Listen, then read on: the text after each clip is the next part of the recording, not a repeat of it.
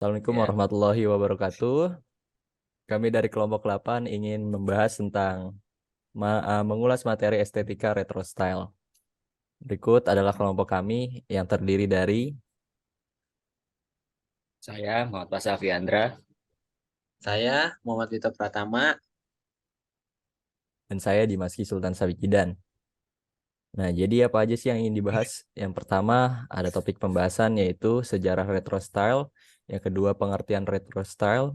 Yang ketiga dua ahli filsuf yang membahas tentang retro style. Selanjutnya ada karya seni rupa. Ada form follow function, ada form follow meaning, ada form follow fashion. Selanjutnya ke pembahasan secara terperinci, ada sejarah. Sejarah gaya retro dapat ditelusuri kembali ke pertengahan abad ke-20 ketika orang mulai merasakan nostalgia masa lalu dan percaya bahwa masa lalu memiliki pesona dan gaya yang unik. Pada tahun 1960-an, tren gaya retro menjadi lebih populer, terutama di kalangan generasi muda. Dan mereka mulai memperkenalkan kembali gaya dan metode era sebelumnya. Pada tahun 1970-an, tren gaya retro mulai agak memudar dengan munculnya tren baru seperti punk dan disco.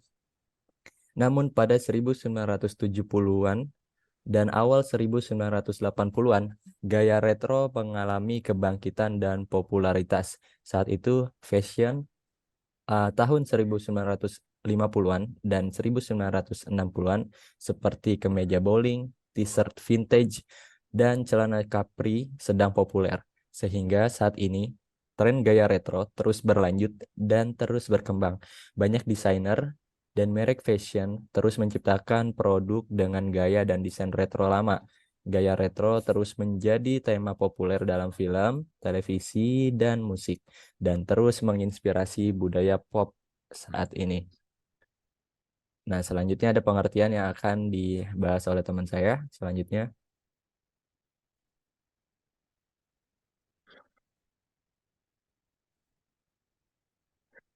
kepada Pasah.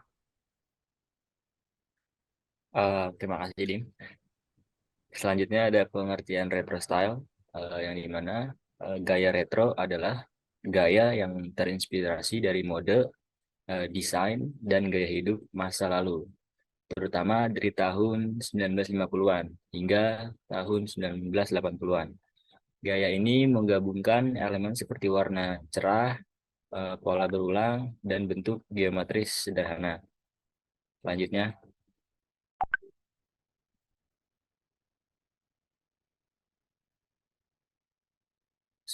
jadi ini adalah dua ahli filsuf. Eh, yang pertama ada Walter Benjamin. Walter Benjamin adalah seorang filsuf dan kritikus seni Jerman pada abad ke-20. Ia mempelajari tentang efek teknologi pada seni dan kebudayaan. Dalam tulisannya yang berjudul The Work of Art in the Age of Mechanical Reproduction, Benjamin menjelaskan tentang bagaimana teknologi seperti fotografi dan reproduksi mekanis memengaruhi seni dan membuatnya lebih mudah diakses oleh masyarakat. Ia juga mengatakan bahwa seni yang dihasilkan oleh teknologi ini kehilangan keasliannya. Namun pada saat yang sama memungkinkan karya seni dapat diakses oleh halayak yang lebih luas. Selanjutnya adalah ahli tikus yang bernama Jean Baudrillard. Jean Baudrillard ini adalah seorang filsuf asal Prancis ya, yang terkenal dengan teorinya yaitu tentang simulasi dan hyper reality. Ia berpendapat bahwa realitas ini tidak lagi dapat dibedakan dengan simulasi atau representasi dari realitas itu sendiri. Dalam konteks retro style, Baudrillard akan menempatkan gaya ini sebagai bentuk hyperreality, di mana bentuk, warna, dan desain dari masa lalu direproduksi kembali dalam konteks yang berbeda, sehingga menciptakan sebuah realitas yang berbeda dari masa lalu yang sebenarnya.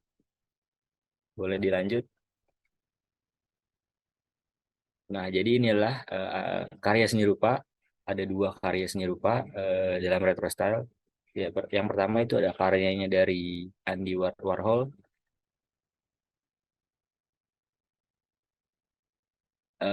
dan juga dari David Hockney. yang berjudul A Bigger Splash tahun 1967. Yang pertama, lukisan Campbell Sopkins. Lukisan ini berukuran 81,28 kali 50,8 cm. Menggunakan cat akrilik pada kanvas, Warhol mengambil objek konsumen sehari-hari, yaitu kaleng sup dari merek Campbell, dan mengubahnya menjadi karya seni yang dianggap ikonik. Selanjutnya adalah lukisan dari David Hockney yang berjudul A Bigger Splash. Lukisan ini berukuran 242,5 kali 243,9 cm, menggunakan cat akrilik pada kanvas. Hockney ini mengambil objek sehari-hari, yaitu kolam renang, dan memberikan sentuhan gaya pop art yang khas pada lukisan ini. Baik, boleh diganti slide-nya, Dimas.